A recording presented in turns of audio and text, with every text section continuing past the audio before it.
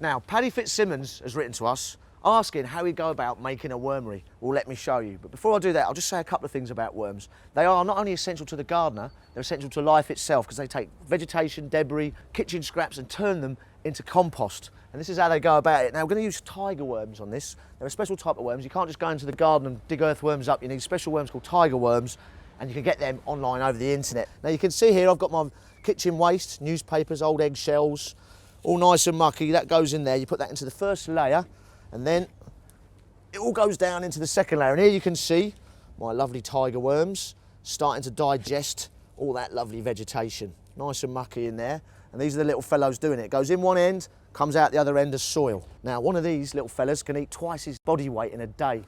After this, you then got, this is gold for plants, this lovely compost.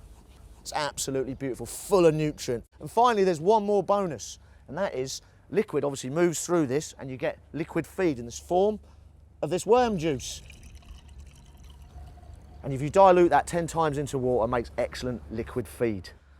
Now, I'm going to show you how to make a wormery. Now, this is the sort of one we're using, but you can go on the internet. There are many kinds. You can even make your own. But I'll just take the lid off here like this.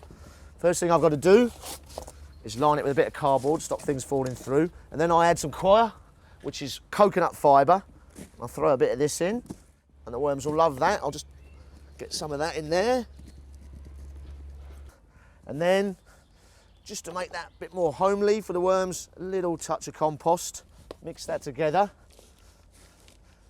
And a little bit of worm food.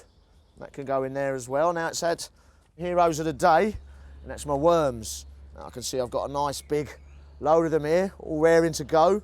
So I'll put a spread of those in. Now they don't like the light, so what I'm going to do is put a little bit of newspaper over the top of them, and also this piece of matting, and that literally is your first layer. Put the lid back on. That's the wormery set up. Now I've got to give it about a month, let them settle into their new abode, then I can start adding my kitchen waste, my garden waste, all my organic debris. The worms will get to work on it, and I'll be making my own compost.